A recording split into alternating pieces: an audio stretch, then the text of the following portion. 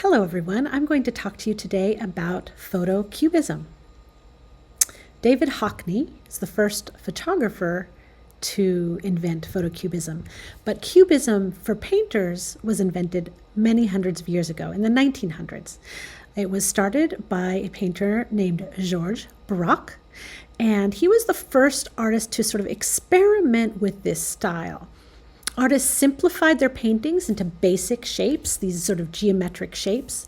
They also distorted reality by playing with perspective and multiple views. So in this photograph of a guitar, you can kind of see the side of the guitar and the front of the guitar at the same time. The music is just broken down into sort of very simple rectangles. So very simplified style. Pablo Picasso was also one of the forefront painters that experimented with this style. He also broke down the scene into very simple geometric shapes and altered perspective. So you can see the top of the desk of the table and the side. You can see the inside of the fruit and the outside of the fruit. And again, very geometric, lots of edges and squares and rectangles. Here is how Picasso and Georges Braque dealt with figures. These are both pictures of women, again, simplified into geometric shapes, but this time a little bit more spheres, a little bit more, slightly more organic in terms of curved lines. And then much later in the 1960s, David Hockney started experimenting with cubism, but this time with photography. But still, we notice here in this picture of the chair that we're seeing different sides of the chair at the same time and kind of broken down into those simple geometric shapes. And lots of the squares of the photographs and the edges of the photographs sort of creating that style. Now, David Hockney is actually most famous for his paintings. Here's a pretty recent painting of his. He uses bright colors, does a lot of landscapes. Well, actually, just he paints all kinds of things. Incredibly talented, famous, interesting painter. He's actually British, but he's spent much of his time in the United States in Los Angeles. So he sort of spanned two continents there. So this is one of his famous paintings, but we're going to focus on his photographs. Now here's a photograph, one of his Cubism collages that is created out of Polaroids. You can see those sort of square photographs put together. Now he did these works of art, these photographs, way before Photoshop. So these are actually photographs taken either with a Polaroid or a regular camera, printed and then collaged physically on some sort of like board or something. But do you see the similarities of the Cubist paintings here? You might notice that, we're seeing multiple sides of the guitar and fruit and even just the subject matter, right?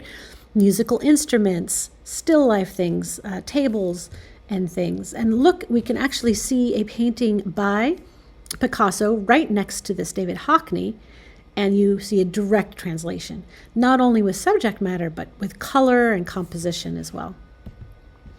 Here's a much more complicated photo cubism collage by David Hockney. Now what he will do is stand in front of a scene in one place mostly, and then take multiple photographs above him, below, at his feet, to the left, to the right. So we end up seeing more of the scene than we normally would if we were just to sort of stand in one place with our general eyes, because we're looking to the left and right with the camera and so on. Here's another example of his Polaroid. So sometimes they're very set up in a very specific grid, and sometimes they're much more freeform, like this one. You can see there's even gaps here and there in his work, and they sort of curve down as they go down to his feet. So a few different styles that he's worked with. Here's one of his most famous, Pear Blossom Highway. Over 700 photographs for this single image. And contemporary photographers working today have also played around with this design. I'll just show you a moment of this, just to give you a sense. So taking photographs, multiple videos and still photographs in one scene and putting them together. There's a landscape. Here is buildings, playing with that distortion and the edges, kind of fun. And then here's a stream where we can see parts of the stream are running, parts of them are frozen, and you get some of those edges like that typical geometric cubism collage. Okay, whoops. So your assignment is to decide on a scene.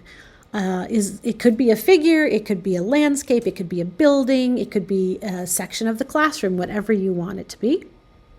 And then imagine dividing up that scene into a grid. Now, feel free to make this as complex as you want, but the minimum should be a 3x3 grid. So imagine your scene, like I'm looking at the whiteboard in the room right now, and I'm sort of imagining this side of the classroom kind of divided up into 3 areas across this way, and then top to bottom, maybe the ceiling, the whiteboard, and the tables. Sort of just imagine in your mind, because you're going to be taking photographs of each of those areas. So in this example, taking a photo of area 1, like the upper left-hand corner, upper center, upper right-hand corner. Then you'd take left center, straight on center, right center, and so on until you have all these different areas, photographs for each area. This is what area 1, area 2, and area 3 might look like. Now, don't worry about lining up edges. You're going to want actually some overlap so that you have some flexibility there. But you're just going to, you can either zoom into those areas or just physically move your body. But basically you'll want 9 photographs for each quadrant of your area.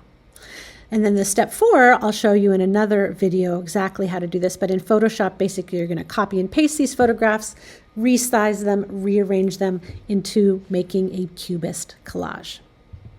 All right, ask me if you have any questions.